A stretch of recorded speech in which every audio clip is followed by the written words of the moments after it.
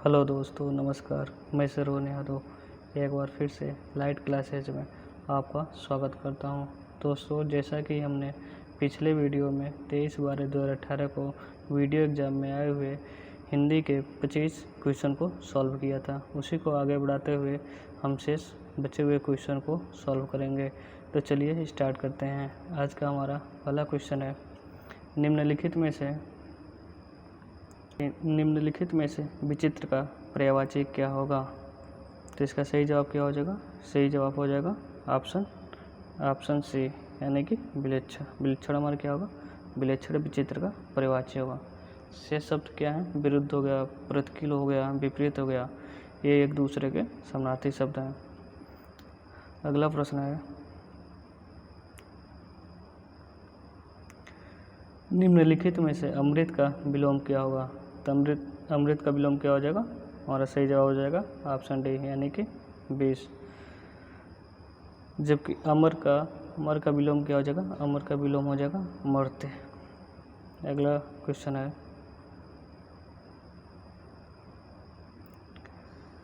निम्नलिखित में से निंदा का विलोम क्या होगा?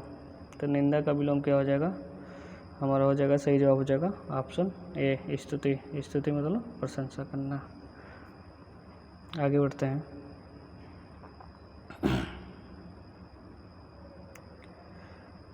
डैश को कोई टाल नहीं सकता। डैश को कोई नहीं टाल सकता। तो इसका सही जवाब क्या हो जाएगा? ऑप्शन बी, यानी कि नियत को कोई नहीं टाल सकता।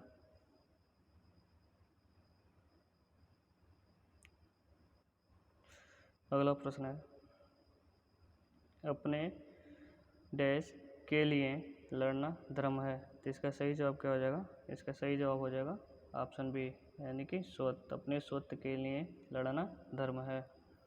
अगला प्रश्न है,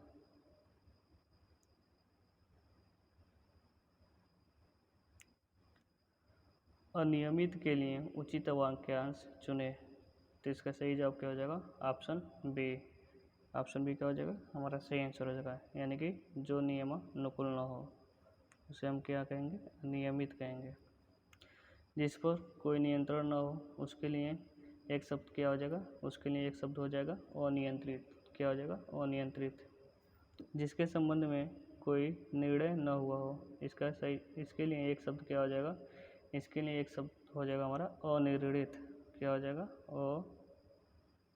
अनिर्णित।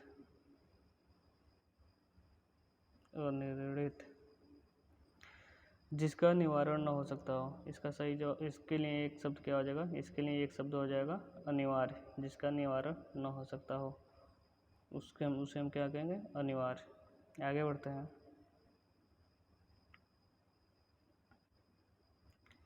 जिस पर आक्रमण हो वाक्यांश के लिए उचित शब्द चुने। तो इसका उचित शब्द क्या हो जाएगा? इसका उचित शब्द हो जाएगा ऑप्शन सी, यानी कि आक्रांत। जिस पर आक्रमण हो, आक्रमण के लिए क्या हो जाएगा? आक्रमण हो जाएगा हमला करना, यानी कि हमला करने के लिए एक शब्द क्या हो जाएगा? आक्रमण। आक्रामक किसे कहेंगे? आक्रामक के लिए हो जाएगा जो आक्रमण करने वाला हो, यानी कि मैं अगर आक्रमण करता हूँ तो मैं क्या कहलाऊँगा? आक्रामक। जो अपनी हत्या आप कर ले, यानी स्वयं कर ले, उसे कहेंगे आत्मघाती। आगे बढ़ते हैं।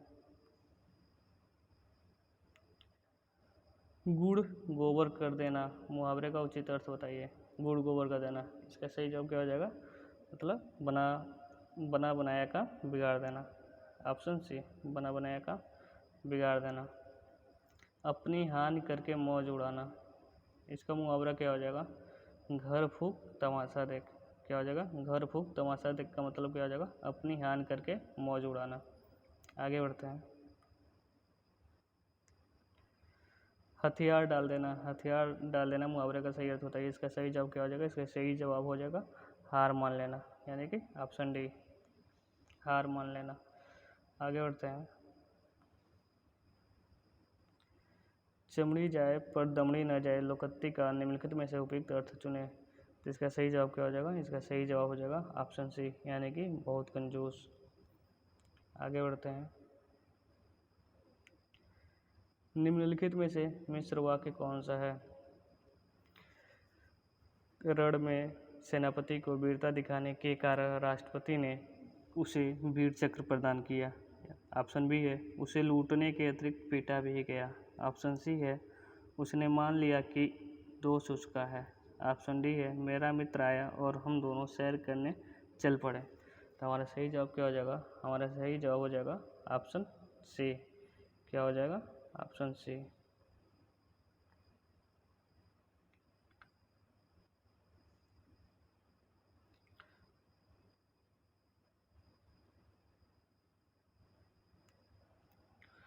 अब चलिए यहाँ पे बात कर लेते हैं थोड़ी वाक्य के। तो वाक्य को कितने भागों में बांटा गया है? तो वाक्य को दो भागों में बांटा गया है, एक रचना के आधार पर और दूसरा है अर्थ के आधार पर।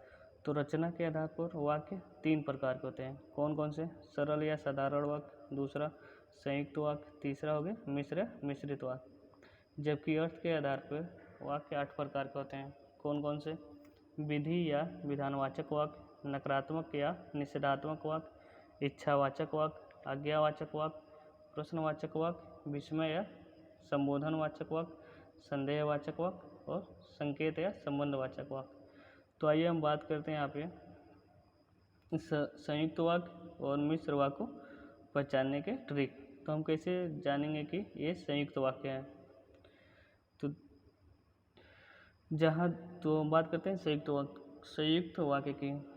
तो संयुक्त वाक्य जहाँ दो उपवाक्य, सरल वाक्य या मिश्र वाक्य निम्न समुच्चय बोधक अव्यय के द्वारा जुड़े हों, उसे हम क्या कहेंगे? संयुक्त वाक्य कहेंगे। वो कौन कौन से समुच्चय बोधक अव्यय कौन कौन से हैं? जैसे हो गया हमारा और हो गया, क्या हो गया? समुच्चय बोधक अव्यय क्या हो गया? और हो गया, या हो गया, वो हो गया, तथा हो गया,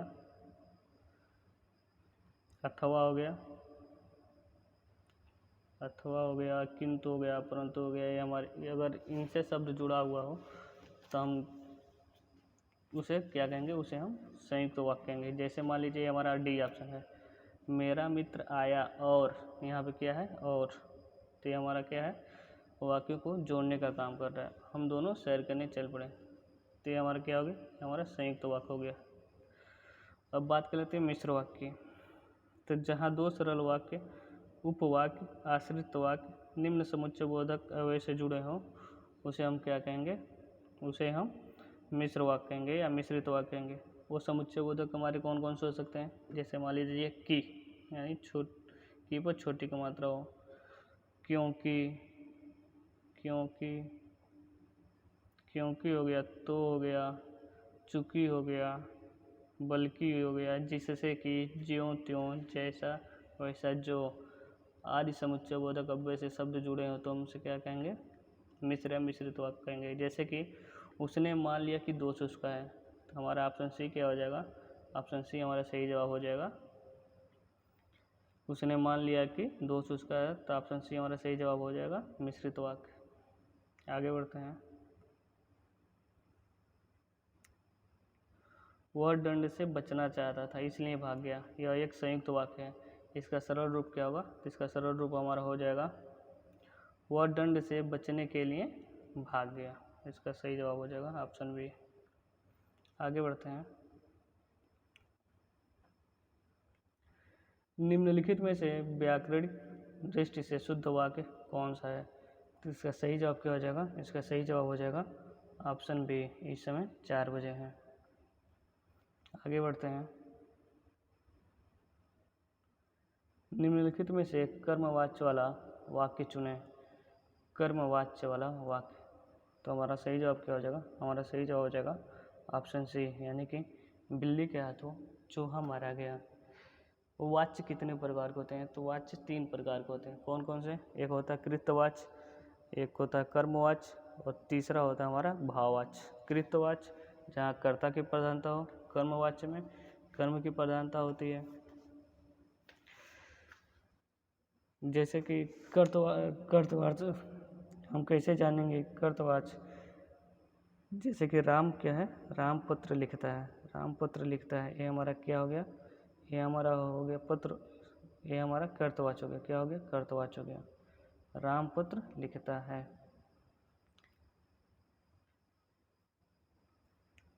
और इसी का अगर हमें कर्मवाच्य बनाना हो तो हम क्या कहेंगे? पत्र जो है राम के द्वारा लिखा गया। पत्र राम के द्वारा लिखा गया। राम के द्वारा लिखा गया। जैसे यहाँ पे लिखा है बिल्ली के हाथों चूहा मारा गया, तो हमारा क्या हो गया? कर्मवाच्य हो गया। उसी प्रकार पत्र राम के द्वारा लिखा गया। कर्मवाच्य को एक तरह से हम पैसिव वॉइस पढ़े हैं, एक्टिव वॉइस, पैसिव वॉइस, तो हम कर्मवाच्य को पैसिव वॉइस मान सकते हैं अपने समझने के लिए। आगे तो उसके भाववाच्य कैसे जानेंगे? भाववाच्य तो भाववाच्य में नहीं शब्द जुड़ा रहता है। जैसे कि उससे गाया नहीं जा सकता। उससे गाया नहीं जा सकता। गाया नहीं जा सकता, ये हमारा क्या है? ये हमारा भाववाच्य है। भाववाच्य में अधिकांश नहीं यानी नकारात्मक शब्द लगा रहता है। जैसे कि उससे गाया नहीं जा सकता, उससे खाया नहीं जा सकता। आगे बढ़ते हैं। से के द्वारा किस कारक का प्रसर्ग है? तो इसका सही जवाब क्या हो जाएगा? से के द्वारा किस कारक का प्रसर्ग है? तो इसका सही जवाब हो जाएगा ऑप्शन बी, यानी कि करण कारक। क्या हो जाएगा? ऑप्शन बी, करण कारक। अब कारक कितने प्रकार के होते हैं? कारक 8 प्रकार के होते हैं। कौन कौन से? कर्ता, कर्म, करण, संप्रदान, आपादान, संबंध, अधिकरण, संबोधन। कर्ता का कारक चिन्ह क्या होता है? कर्ता ने कर्म को करण से के द्वारा संप्रदान के लिए आपादान से अलगाव की स्थिति इसमें रहती है आपादान कारक में। संबंध का के की राय री, अधिकरण में पर, संबोधन हे अरे ओ। आगे बढ़ते हैं। वह मुझसे अलग रहता है। रेखांकित शब्द के आधार पर बताइए कि यहाँ कौन सा कारक है। तो हमारा सही जवाब क्या हो जाएगा? हमारा सही जवाब हो जाएगा ऑप्शन बी, क्योंकि यहाँ पे अलगाव की स्थिति है। देखिए कारक चिन्ह में करण कारक और आपादान कारक में दोनों से विभक्ति का प्रयोग होता है, लेकिन आपादान में हमारा अलगाव की स्थिति रहती है, जबकि करण कारक में उसके साथ जुड़ा होता है। जैसे कि राम कलम से पत्र लिखता है। किससे लिखता है? कलम से पत्र लिखता है। तो हमारा क्या हो जाएगा? ये हमारा करण कारक हो जाएगा। जबकि यहीं पे पेड़ से पत्ते गिरते हैं, यहाँ पेड़ से पत्ते गिर रहे हैं, अलगाव होने की स्थिति है, तो यहाँ पे क्या हो जाएगा? यहाँ पे आपादान कारक हो जाएगा। आगे बढ़ते हैं।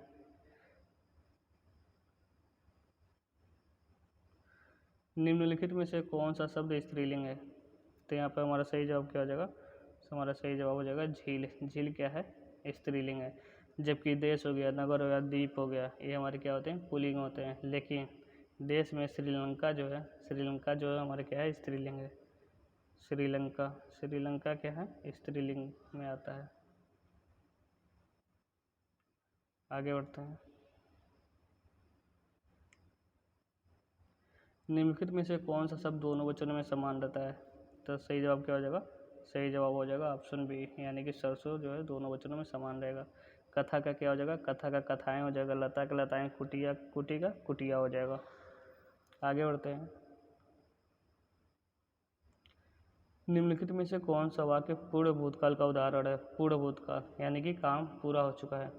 तो हमारा किस ऑप्शन में काम पूरा होता हुआ दिखाई दे रहा है? वे आए थे, ऑप्शन सी, यानी हमारा सही जवाब क्या हो जाएगा? ऑप्शन सी, वे आए थे।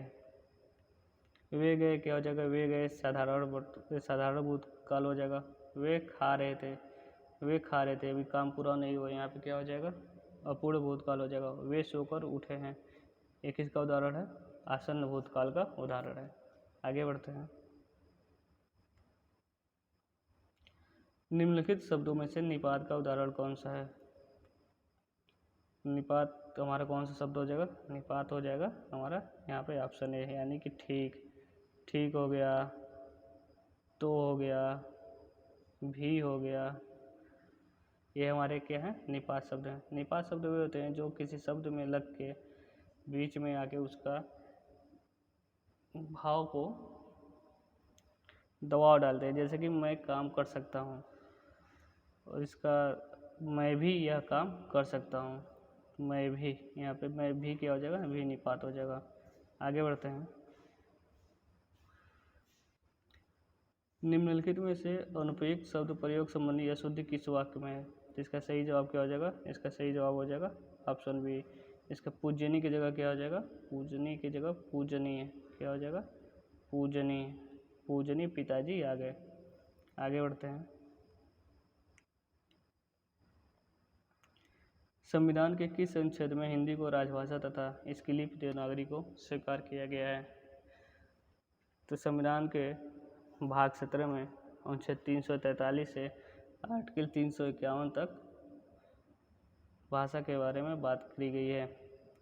तो इसका सही जवाब हो जाएगा, इसका सही जवाब हो जाएगा ऑप्शन सी, यानी कि 343 में हिंदी को राजभाषा तथा इसकी लिपि देवनागरी को स्वीकार किया गया है। 344 में क्या है, 344